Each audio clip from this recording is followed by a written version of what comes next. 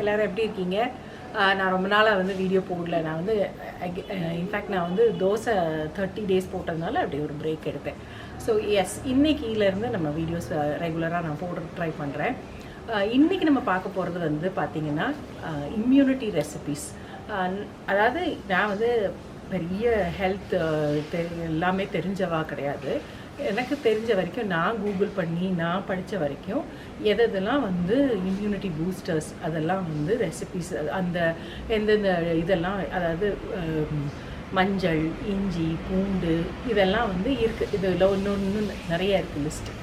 இந்த இதில் வந்து எனக்கு தெரிஞ்ச அதாவது நம்ம வீட்டில் நம்ம எல்லாருக்கும் பிடிக்கிற மாதிரி ஒரு சில ரெசிபீஸ் வந்து நான் வந்து நம்ம வீட்டில் நான் எங்கள் வீட்டில் வந்து நான் ரெகுலராக நான் பண்ணுறேன்.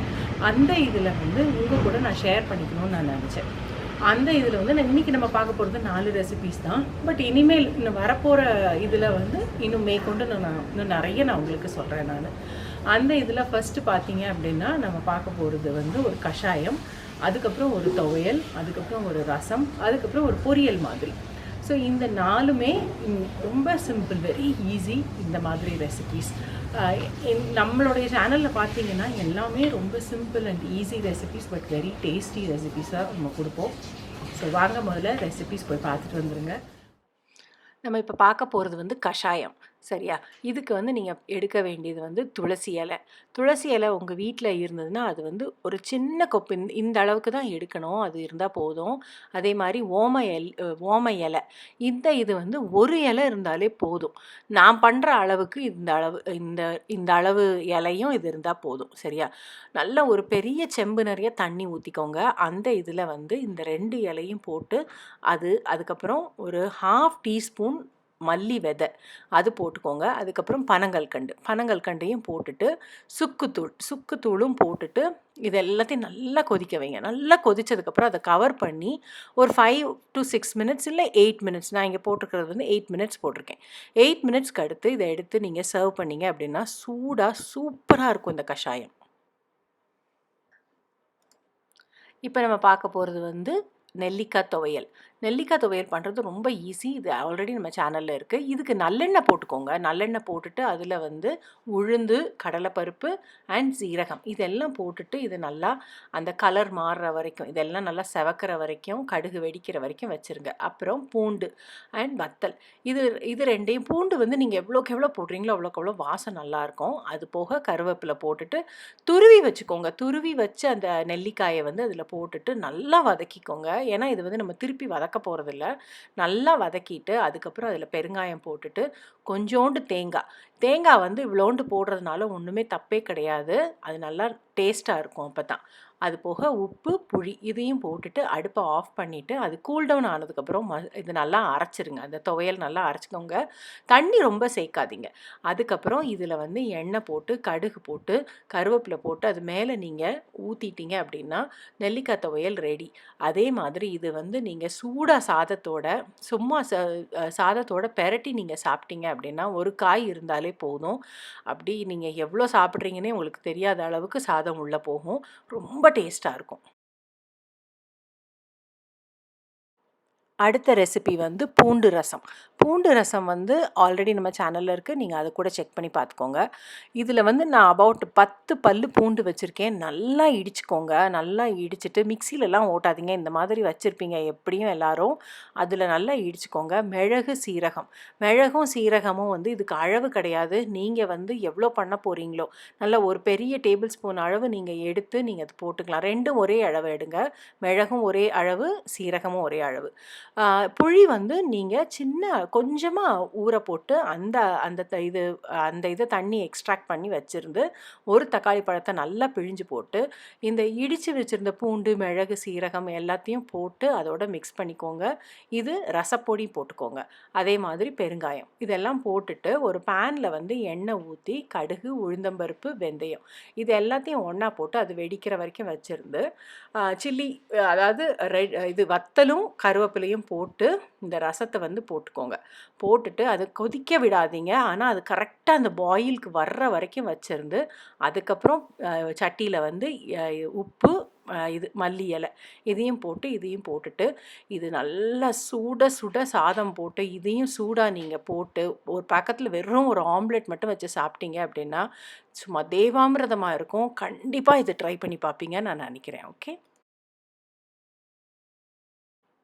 இப்போ நம்ம பார்க்க போகிற ரெசிபி வந்து ப்ரோக்கோலி எக் ஸ்டர் ஃப்ரை. சரியா? இந்த இதில் இதுக்கு வந்து நீங்கள் ஒரு பேனில் வந்து நல்லா தண்ணி ஊற்றி கொஞ்சமாக உப்பு போட்டுட்டு இதை வந்து நம்ம ப்ரோக்கோலியை வந்து முதல்ல காலிஃப்ளவர் மாதிரியே தான் அதை வேக வச்சு எடுத்துக்கிடணும்.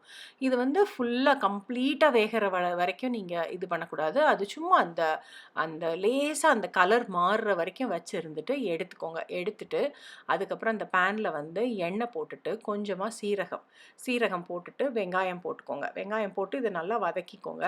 அதில் வந்து பச்சை மிளகா, பூண்டு அதுக்கப்புறம் உங்களுக்கு வேணும்னா கருவேப்பிலை கூட நீங்கள் ஆட் பண்ணிக்கலாம். நான் இங்கே ஆட் பண்ணல. அதே மாதிரி இங்கே 4 முட்டை நான் எடுத்திருக்கேன். சரியா? நல்லா பீட் பண்ணிக்கோங்க. நல்லா பீட் பண்ணிவிட்டு இதில் வந்து நீங்கள் இப்போ இங்கே வெங்காயம் வதங்கிட்டு இருக்கு இல்லையா, இந்த இதில் வந்து நம்ம ப்ரோக்கோலியும் போட்டு அது கொஞ்சம் நேரம் மூடி போட்டு குக் பண்ணணும். குக் பண்ணிவிட்டு அது குக் பண்ணி அது இன்னும் நல்லாவே குக் ஆகிருக்கும். அந்த ஸ்டேஜில் வந்து இந்த பீட் பண்ணி வச்சுருக்கிற எக்ஸை வந்து போட்டுக்குவோம். முட்டையை போட்டுட்டு இதை நல்லா நீங்கள் வதக்கணும். இதை வந்து கைவிடாமல் இந்த நேரத்தில் நீங்கள் கிளறி விட்டுட்டுருக்கணும். இதில் வந்து உப்பு அதுக்கப்புறம் பெப்பர் பவுடர் இதெல்லாம் நீங்கள் போட்டுட்டு இது நல்லா இனி வந்து உதிரி அந்த நம்ம ஸ்க்ராம்பிள்டுக்கு வர்ற மாதிரி நல்லா உதிரியாக வர்ற வரைக்கும் நம்ம இதை குக் பண்ணணும். இது அவ்வளவுதான். இதுக்கு மேலே வேறு எதுவுமே கிடையாது. பயங்கர டேஸ்ட்டாக இருக்கும். நீங்கள் வந்து நம்பவே மாட்டீங்க. ரொம்ப சூப்பராக இருக்கும். கண்டிப்பாக ட்ரை பண்ணி பாருங்கள். என்னங்க ரெசிபிலாம் பார்த்தீங்களா? உங்களுக்கு பிடிச்சிருந்ததா? இதில் வந்து நான் முதல் பண்ண அந்த கஷாயம் வந்து வெரி சிம்பிள். நாங்கள் வந்து இப்போ ரெகுலராக நாங்கள் வந்து அது சாப்பிட்டுட்ருக்கோம். டெய்லி அது வந்து ஏன்னா எங்கள் வீட்டில் வந்து துளசி இருக்குது, ஓமவல்லி இலை இருக்குது. ஸோ இது எல்லாமே வந்து வீட்டில் இருக்கிறதுனால அண்ட் ரொம்ப ஹெல்த்தி அண்ட் பயங்கர டேஸ்டி. இது வந்து ரொம்ப காரமாகவும் இருக்காது. அட் த சேம் டைம் உங்களுக்கு வந்து எனக்கு என்னமோ சொல்ல தெரியல, ஆனால் வந்து அந்த ஈவினிங் டைமில் அது குடித்தோம்னா ரொம்ப எனர்ஜெட்டிக்காக இருக்குது. எனக்கு அது ரொம்ப பிடிச்சிருக்கு. எனக்கும் சந்தியாவுக்கும் ரெகுலராக நாங்கள் அதை வந்து போட்டு சாப்பிட்டுடுறோம். அண்ட் ஏதாவது ட்ரை காஃப் இருக்கிற மாதிரி இருந்ததுன்னா இது நீங்கள் குடிச்சிங்கன்னா ரொம்ப சட்டுன்னு குறையிற மாதிரி எனக்கு தோணுது. அண்ட் நெக்ஸ்ட் இது வந்து பார்த்தீங்கன்னா இது நெல்லிக்காய் துவையல் ரெசிபி வந்து நம்ம சேனலில் ஆல்ரெடி இருக்குது. நெல்லிக்காய் வந்து it's also one of the immunity பூஸ்டர்னு நம்ம படித்ததுனால சரி அப்போ நெல்லிக்காய் துவையலே நம்ம வந்து செஞ்சு காட்டிடலாம். அந்த ரெசிபி அதை வந்து அம்மாவோட நான் சேர்ந்து பண்ணியிருக்கேன். ஸோ அந்த ரெசிபி உங்களுக்கு பார்க்கணுன்னா நீங்கள் போய் அந்த ரெசிபி வீடியோ நீங்கள் பார்க்கலாம். அது வந்து இன்னும் அஃப்கோர்ஸ் அம்மாவோட சேர்ந்து பண்ணதுனால இன்னும் நல்லாயிருக்கும். பட் இந்த ரெசிபியில் வந்து நான் இன்னும் கொஞ்சம் அந்த கடலைப்பருப்பு, சீரகம் இதெல்லாம் ஆட் பண்ணியிருக்கேன். பார்த்தீங்களா? இதெல்லாம் கொஞ்சம் டிஃப்ரெண்ட்டாக நான் பண்ணியிருக்கேன். அவ்வளோதான். எப்பயுமே ஒரே மாதிரி ரெசிபி நான் பண்ண மாட்டேன். கொஞ்சம் அப்பப்போ சேஞ்ச் பண்ணிகிட்டே இருப்பேன். ஒரு சீசன் நான் சேஞ்ச் பண்ணிகிட்டே இருப்பேன். அடுத்து பார்த்தீங்கன்னா பூண்டு ரசம். பூண்டு ரசம் வந்து அதுவுமே நம்ம சேனலில் ஆல்ரெடி இருக்குது. Very healthy. ரசமே வந்து நமக்கு ஹெல்த்தி. பூண்டு வந்து எவ்வளோக்கு எவ்வளோ நீங்கள் வந்து உங்களுடைய டயட்டில் சேர்த்துக்கிறீங்களோ அவ்வளோக்கு அவ்வளோ ரொம்ப ரொம்ப நல்லது. ஸோ அதனால் பூண்டு ரசம் இது வந்து அதில் வந்து நான் வந்து சொல்லணுன்றது ஒன்றுமே அவசியம் கிடையாது. நெக்ஸ்ட் வந்து ப்ரோக்கோலி வந்து இது ஒன் ஆஃப் த இம்யூனிட்டி பூஸ்டர்னு நான் வந்து பார்த்தபோது ஃபர்ஸ்ட் திங் எனக்கு வந்த மைண்டில் வந்து ரெசிபி வந்து இதுதான், ப்ரோக்கோலி வித் எக். ஏன்னா இது வந்து எங்கள் வீட்டில் ஸ்டேப்பிளாக நாங்கள் வந்து செய்கிறது. ப்ரோக்கோலியில் வந்து நாங்கள் 2 ரெசிபி நாங்கள் எங்கள் வீட்டில் செய்வோம். ஒன்று இந்த எக்கு போட்டு பொடி மாஸ் மாதிரி பண்ணுறது, இன்னொன்று வந்து ப்ரோக்கோலி சூப். இது 2 நான் பண்ணுவேன்.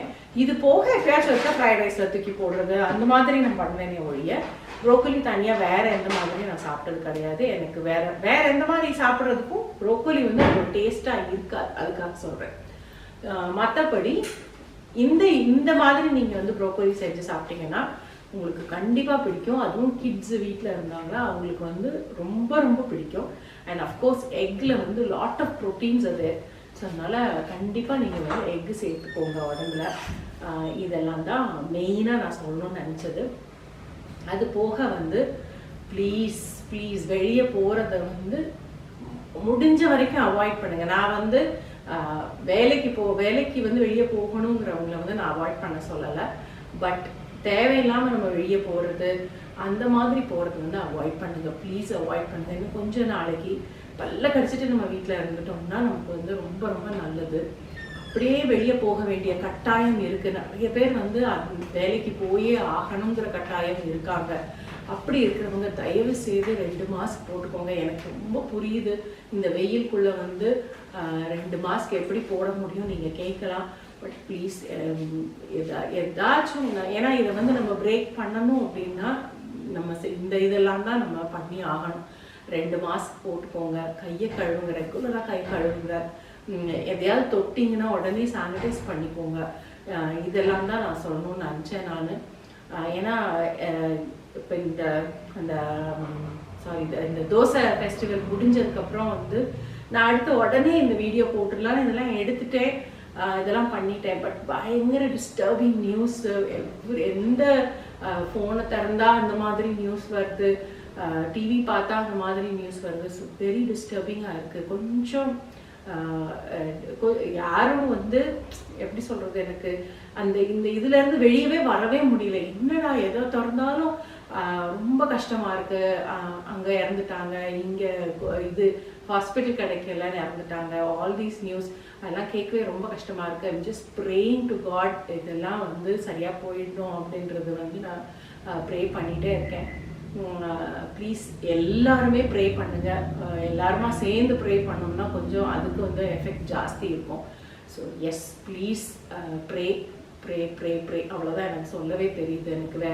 எனக்கு வேற எதுவுமே என் மைண்டில் ஓடவே மாட்டேது. நான் அடுத்தடுத்து உங்களுக்கு ரெகுலராக ரெசிபீஸ் நான் போடுறேன். நான் வந்து என்ன நினச்சேன்னா, ஏதாச்சும் ஒரு டாபிக் எடுத்துகிட்டு அதில் ஒரு 4 ரெசிபீஸ் அந்த மாதிரி போடலாம் அப்படின்னு நினச்சேன். ஸோ உங்களுக்கு வேறு ஏதாவது ரெசிபீஸ் வேணும் அப்படின்னா, ஏன்னா ரீசெண்டாக அந்த 30 days தோசை இதில் வந்து ஒருத்தங்க வந்து கிட்ஸுக்கு ஈவினிங் ஸ்நாக்ஸுக்கு வந்து போடுங்க அப்படின்னு சொல்லியிருந்தாங்க. அது வந்து நான் கண்டிப்பாக கூடிய சீக்கிரம் நான் ட்ரை பண்ணுறேன்.